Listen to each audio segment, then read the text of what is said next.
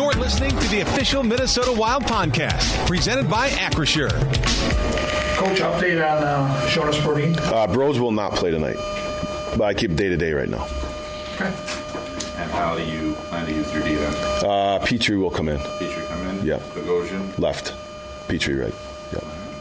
Mostly experience probably with Petrie over like a Hunt, for example. Yeah, I think so for tonight. I think Petey's played pretty well for us, and so we'll go with that group tonight and go from there.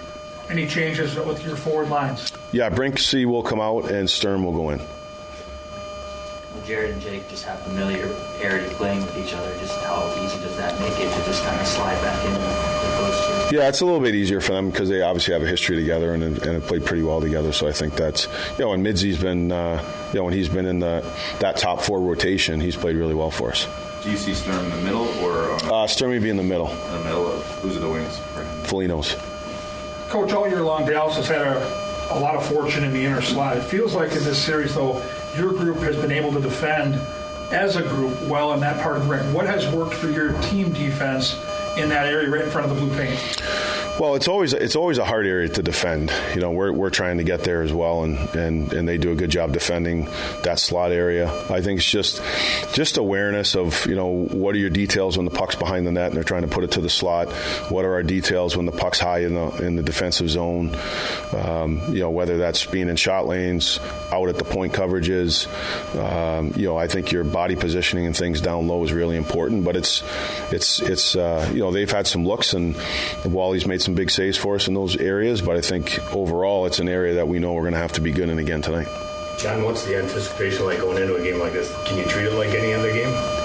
I think, I think you have to treat it like a playoff game, right? It's, the circumstances around the game don't do us any good if that's where our focus is. The focus has to be on making sure that we're executing our game plan. We're focused on, playing the game and doing the things that we need to do to win the game. And I think whenever you focus on things that are out of your control or don't really have any impact on your performance, then it's kind of wasted energy. How much truth is there that the toughest game to win in the series is the closeout game? Yeah, I think when you look around the league, it's always, they're always hard. But I think it takes everything every night to win a game in the playoffs. You have to be at the top of your game, willing to compete. Your details have to be strong. Tonight's going to be no different. I think every game that you play in the playoffs, it's got to be a hard-fought battle, and you got to be on top of what you need to do to win. One of the things that Brock Faber actually said right after the game the other night was that it's going to be great, can't wait to get there, but we have to control our emotions because that building's going to be pumping, and sometimes you can get into that too. You can feel that too. Is that a conversation as a coach that you have with your guys before? Like, hey, it's going to be loud. It's going to be crazy. This is different. Let's calm it down a little. Yeah, I think even when you go through the series, it was, if you're playing in their building, it's loud and the crowd gets going for them, but also gets going against you. And then I think when you're home, the crowd gets going for you, and sometimes it's against them. It's just, I think, understanding that the environment has been great in both buildings. And, I think there was a couple times early in the series where I think we did let some of that get into our emotions and things like that. But I would say over the last few games, I think that our focus and not allowing energy in the building or anything like that to kind of alter, whether it's good for us or bad for us, alter how we need to play. Does it impact how coaches communicate and all? Because it's loud. It can be hard to hear, even it's different than regular. Yeah, you have to really make sure guys know, particularly on line changes, if the building gets going, that you have to make sure that you call it out probably a couple times to make sure guys know exactly who's going and things like that. So you do have to make sure that you're on top of that for sure. You mentioned learning, emotional versus emotion kind of playing. How much is game two kind of a lesson for you guys? Like the penalties you guys took, seems like since then you guys have been really disciplined with those kind of things, no matter what the unit or those guys do. Yeah, I think it's, that was a big part of it. As I kind of said usually I say after each game is, what are we going to extract from this game to continue to move on and move forward and try to be a better team. And, that was one of the lessons we took out of that game for sure. After game one, I think it was last Marcus Polino this, I want to ask you, Eriksson, the way he plays, the style he plays, is he a guy that for the rest of the league to gain a full appreciation, or the hockey world to gain a full appreciation, needs that longer playoff run so people are paying more attention to it? It's different than just the regular season? Yeah, it could be. I think when you really, either cover him or coach him or play against him a lot. I do think you realize people understand, how good he is and how much impact he has on the game. And I've seen it even, before I came here coaching against him. I always knew he was a difficult player to play against, a good player, but now having the opportunity to coach him here and then coach against him as his coach in the Four Nations in the Olympics when he's on Team Sweden, it's there's a high appreciation. So I hope he continues to play the way he can and gets the recognition that he deserves. When you were in those environments at Four Nations and Olympics, were you the one that had to bring him up as we got to watch out for this guy, or was it pretty well aware?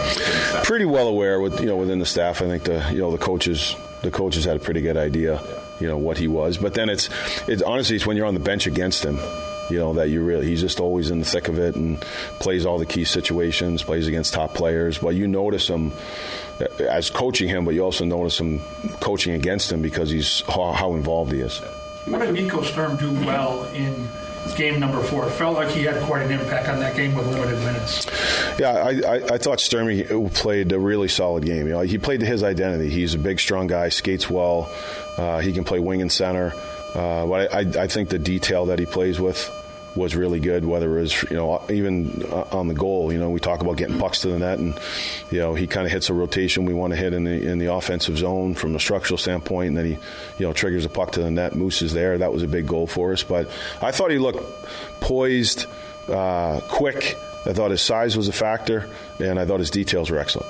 We've seen Tarasenko in the series. I know he hasn't had that goal yet, but what have you seen as far as the play without the puck and kind of getting his chances where he... Yeah, I think he's had some looks and things like that, but I always think Vladdy, when Vladdy's moving his feet, he's an effective player, whether he's on the score sheet or not on the score sheet. But, I do look at some of those things of his game, and, he's had, more scoring chances for than chances against. And, he's a guy that...